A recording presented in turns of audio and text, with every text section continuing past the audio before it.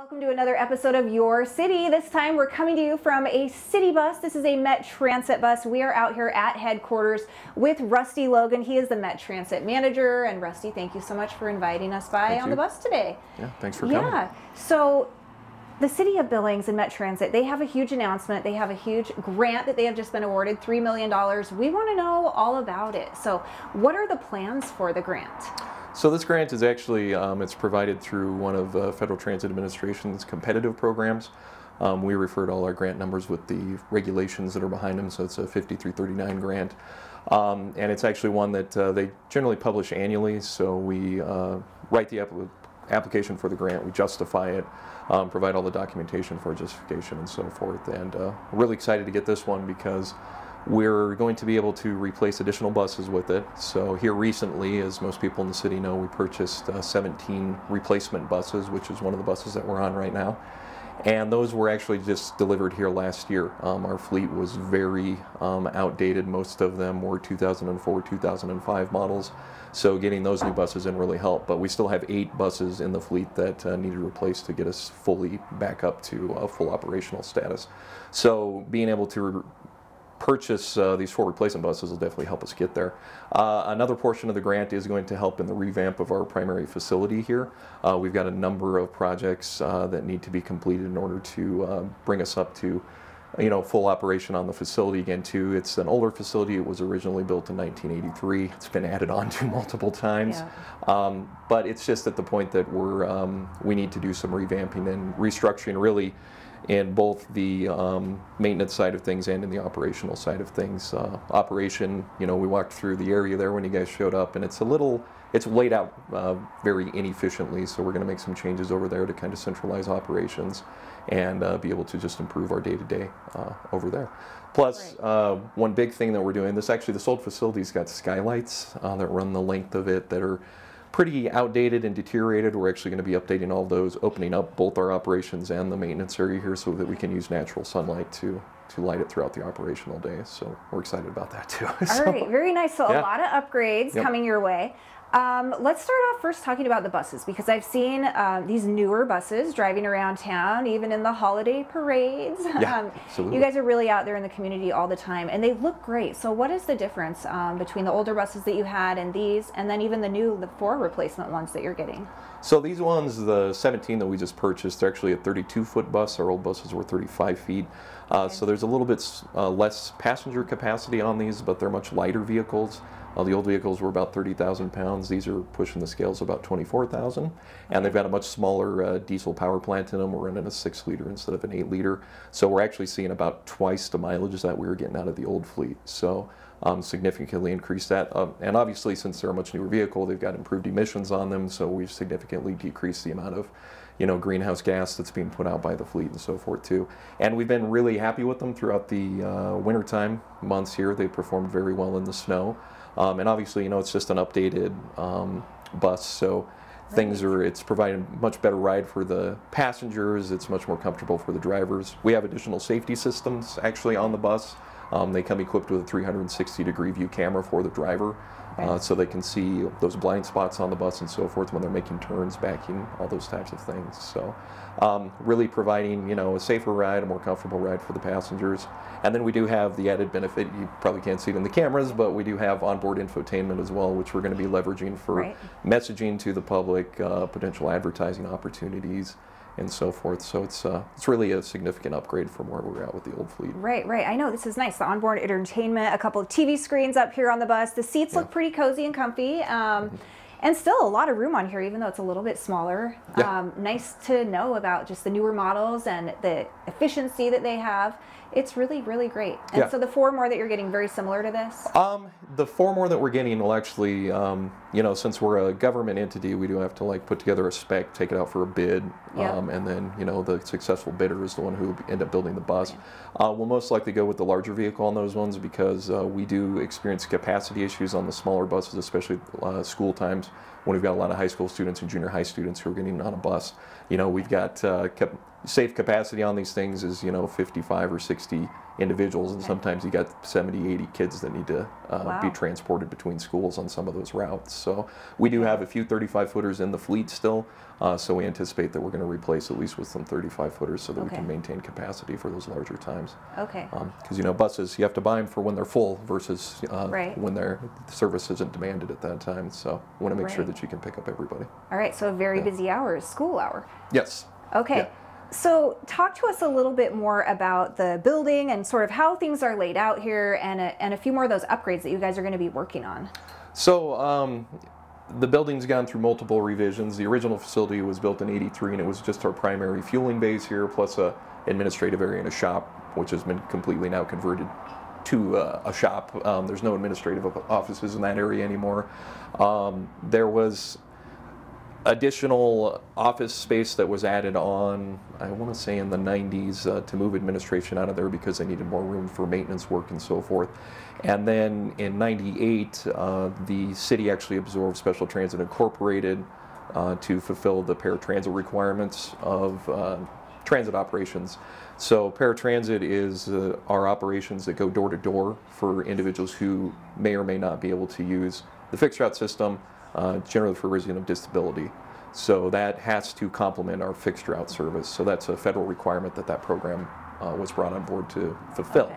At that time, we added on the additional paratransit bays, which is the additional parking way down at the east side of the building here, and they added on further operations up front too. So throughout the years, it's all been kind of pieced together as they needed office space to expand. So what we're going to be doing is actually consolidating some of those offices into a central area, because right now we've got supervisors and dispatchers and everybody spread across the building, so it's really hard to communicate efficiently when you need to. So we're going to create a primary large operations area where we're going to focus the dispatch system plus the supervisors and so forth in that area. So we're hoping for some improved efficiencies. We'll be adding on some additional quality of life upgrades too, like I said, with the skylights and so forth. You know, improving the employee areas as well for the operators that have to be here on standby, waiting for their routes to start and so forth too. So. Yeah. All right, well, some great new upgrades on the way. And for folks who've never been out here, there's a lot here. I mean, you have all of the bays. You have bays where you have your own mechanics working on the buses. I know way down at the end, you mentioned before we taped that you have a bus wash. Yes. Yep. Yeah, we have a drive-through bus wash, which we're actually going through a process right now of upgrading that too. It's been, I think it was last refurbished probably about 15 years ago.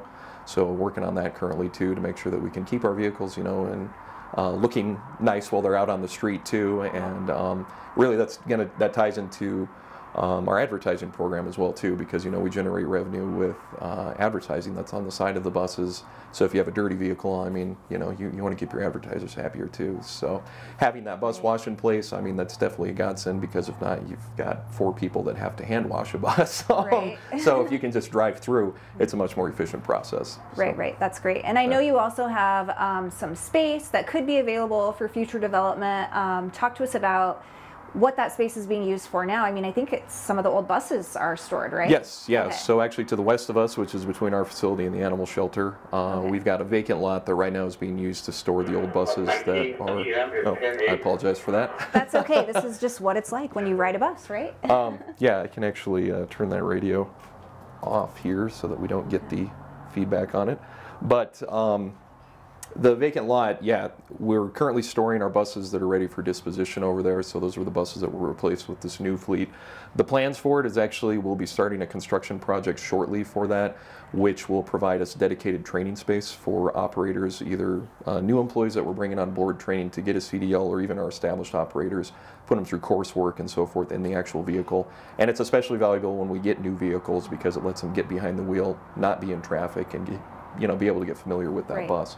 So that's something we're pretty excited about, because here recently some federal regulatory changes went through as well as far as CDLs go, where in order to get a CDL now you have to have required classroom work, behind the wheel work and so forth that is documented and provided by a professional that is licensed to do so. So us getting that will really help us be able to maintain our operator staff going forward. Right. I was wondering kind of what went into that to become one of the drivers. Do you always have a need for drivers, or are you pretty well staffed right now? You know, right now we're actually pretty well staffed. We went through a really rough period this last summer and into the beginnings, the falls and so forth here recently. We were able to get fully staffed, but that was really because we primarily moved away from trying to recruit CDL holders to individuals who don't have a CDL and actually provide that training to them. It's not always easy to compete with the CDL operators throughout the area because obviously you can make you know, a lot more money driving over the road than you can necessarily coming and being a bus operator. But there are, you know, things that are attractive about the position still, because not everybody wants to be an over-the-road driver. Some people want to sleep in their bed every night. Right. And you know, you've got all the, of course, all the perks of being a city employee that come along with it too. Right. So, right. yeah. Great. Okay. So talk to us a little bit more about what it takes to actually ride the bus. It's pretty simple. You guys have made it pretty easy, right? Yeah, so right now our system is it's what's called a flag stop system. It can sometimes confuse new people that come into the area that are used to having a designated bus stop. But you can essentially flag the bus down at any safe corner to do so and just be picked up by the bus there. So you just wave at the bus as it's coming up to you. Driver stops, opens the door, you get on. We have the ability, we still accept cash payments on the bus for fares. The typical adult fare is non-discount fare is $2, but we also have a digital fare system now where you can actually get a smart card that's provided to you from Met that you can then manage your account on a web interface, or we actually have a smartphone application too where you can actually just purchase your pass right on your smartphone, and you just use your phone. You actually scan a QR code when you get on the bus with the digital reader. So it's pretty straightforward. We have a bus tracking application. We partnered with Double Map, which is our AVL vendor, so you can see in real time where the bus is located at any time throughout the operational day. So you don't have to stand there wondering if if the bus has already come and gone or not. You can actually just look at that smartphone application to see where that bus is at. Okay, great. And how many buses are out at any given time? Right now with full service, we have, sorry, I got to think off the top of my head. We have 16 buses when we're in full service. That's actually down from 19 because unfortunately due to that operational shortage that we had of operators at the beginning of the year, we did dial back some of our what were called school tripper routes. But we have generally actually been able to shift many of those students that were using that onto the primary routes instead. Okay. So yeah, right now about 16 buses is full operation. Okay, very good. Okay, so let's talk a little bit more about the stats in general. What does your ridership look like? What did the pandemic do? So yeah, prior to the pandemic, we were averaging probably between 450,000 to half a million rides per year between both sides of the system. The pandemic really tanked all of that. We saw a huge drop on our paratransit side, which was the demand response side of the system for individuals with disabilities. That dropped, I want to say like 85%. It was kind of a ghost town over there for a while. Yeah. And on the fixed route, it pretty much cut our numbers in half for those first pretty much 2020 and then 2021.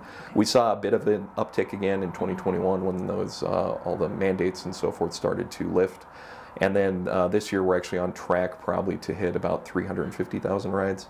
So it is slowly recovering, and that as people get back to, back out in the world. Right, I know. Yeah. We all got so used to just staying home and not being in a bus around people. So yeah. And as far as operational goes, I mean, we did have some some changes to the way that we were operating for quite some time. We actually ran fare free for a couple months when the pandemic first hit, which presented challenges in and of itself. We've got, of course, all the hand sanitizer stations that are installed on the buses now. We had driver barriers actually in our old buses that were up, the plexiglass barriers and so forth. Okay. The drivers actually weren't very big fans of those, so that's why we had to transport them over to the new buses. And of course, we're still currently under that mask mandate that the airport is also under as well with the Transportation Security Administration. That's supposed to lift April 18th is what they're saying again now. It was actually March 18th, but they extended that for 1 month, so we're expecting to hear some news on that shortly. So, right, everything has changed a lot over the years, so. Yeah. Okay. So. What about the city of Billings and just how it's been growing fairly fast over the years? What is Met Transit's plan like long term? What does it look like? So we're actually in the middle of what's called our 5-year transit development plan. We're under contract with a consulting group out of Omaha called SRF. They actually worked with the city previously on the build grant that the city received for completion of the Inner Belt Loop. So they've got some experience in transportation. So that's primarily what we're focusing on now is assessment of where we're at with the system, what we have, what our capabilities are just currently as we exist right now, and looking at the growth patterns in Billings, the projected population increases and so forth, and where service really needs to go. We've got a community-wide survey out right now. It's actually open through Friday. We've had that open for about a month. And last time I looked, I think we had about 450 responses, but it's really asking the community what they want from their transit system, whether it's, increased coverage from that transit system, or if it's increased frequency, so there's less time between buses as opposed to, waiting an hour for a bus goes past every half hour or something such as that. So really understanding what we need to do to make the changes to support that growing population is what we're doing right now. So we do understand, I don't make any bones about it, that the transit system as it exists right now is somewhat inconvenient. It does support the transit-dependent population, but it's very difficult for the majority of the population to rely on a service that the bus is only going past every once an hour or once every hour. So that's our primary focus right now, is how can we increase that frequency on the street and provide more consistent service for the population that people can then choose to use to get back and forth between their activities of daily living. So, and as far as that goes, we're exploring new opportunities for funding to increase what our base has been. We currently run on the same 10 mills that we received when MET was initially funded back in 1978. So we've never received a mill levy increase, but as those mills are assessed, and property values go up, that value does go up of those mills as well. So that actually funds a little under half of our operation. The other half is funded through state and federal grants, and those local dollars that we receive actually go to match those federal operating grants, because those are a one-to-one funding level. So if they spend $1, we have to spend $1 type of setup. We are actually, I think I'd mentioned advertising earlier, we're actually in the process of internalizing our advertising program. That had been an outsourced concession that we had an outside entity managing, and it was kind of a profit share setup. So we're actually bringing all of that back in-house, which will significantly increase our generated revenue as well. So we've got some opportunities for growth, especially with some of the changes that we've made here lately, and the changes at the national level with that infrastructure bill being passed has really been a shot in the arm for transit too. So we're the future looks pretty bright, I guess is a good way to put it right now. And we want to make sure that we're taking advantage of all those changes. Oh, there goes the doors now. Okay, there we go. The buses just do their own thing to shut down, but. Just taking advantage of those dollars and making sure that we're leveraging everything effectively and efficiently, so that like I said, we can put a much improved service on the street for the city of Billings. All right, and you said that's the 5-year plan. So when would any changes happen? I guess how soon would we be looking at? So through this development plan, after we do our initial phasing here with the consultant, then we'll actually start having our public meetings. So we'll go out to the public and we'll say, hey, these are like the 3 different options we've come up with. Like, this is what it looks like if we don't really add more dollars. This is what it looks like if we add a few, and this is our dream. This is where we really want us to be. And what does the public want from that? So once we get through those, which is probably going to be here in the next couple months, we'll be finishing up the plan by the end of summer. Then we'll actually be taking it then for full approval to the governing bodies, city council. We have to work with the MPO and so forth as well. So my hope, and I can't guarantee it, but is that we would start looking at putting new service on the street hopefully by the first of the year. Okay. It could carry over into summer, because we do take into consideration obviously all the students who have adapted to using the bus system for that current school year. So sometimes it makes more sense to actually wait for the summer to push those changes out, because we've got such a large student rider base. I mean, they account for about 40% of our ridership. So when you make changes there, it really confuses things. So so pretty quickly. Okay, so 2022, when we're taping now in 2022, that would be the time for people to get involved. If they have an opinion on this, they could go ahead and probably visit the website? Yeah, Okay. Yeah, if they just visit mettransit.com, that's the domain that we've got, so it's really easy to remember. If they want to get in on that survey here before Friday, that's just mettransit.com/survey. And then just keep an eye on the website. We do have a banner just right there on the front page that says click here to learn more about our transit development plan. And that's where we'll post updates regarding open meetings and availability, and give them the ability to actually just submit online forms for feedback and so forth as well. All right, and before we say goodbye, we might have time for one more thing. I know in the lot over there, there are a lot of the older buses, and you don't quite have a plan for all of them yet, right? We don't. We'd had those out. City Council did bless us to allow to dispose of those as surplus, so that means we could directly solicit buyers and so forth for those buses. Used transit buses aren't a popular item. But if you're in the market for one, if you are in the market where for to one, go. Yeah, we've actually we've disposed of 2 so far that we sold. Actually, to another city department, and then we've got another 3 that are probably lined up to go to some agencies here in town. But that leaves about 14 of them still that that we can still be, they're on the market if anybody's after. I'm imagining this Pinterest. If you look at Pinterest, there's all kinds of remodels that you can do for buses, turn them into these amazing camping buses. Yeah. It'd probably be a lot of work, but hey, but they're built. Cool. They're built like tanks. All stainless steel bodies. So yeah. All right. Well, tell us more about you. How long you've been with Met Transit, and how long you've been in this manager position? So I started with Met in 2014. I actually came over from Human Services, is where I'd spent the first part of my career for about 5 years. Moved into the transit manager position actually in 2019. So learned a lot, throughout those first 5 years. And I've definitely learned a lot since I became transit manager too. I was an operations supervisor previously, so I wasn't always dealing with all the grant and funding issues and so forth that happen now at the administrative level. But it's definitely something that I was worried about when I first started, how do you get passionate about buses? But it's really, having a working and efficient transit system really is a shot in the arm to the entire community. Right.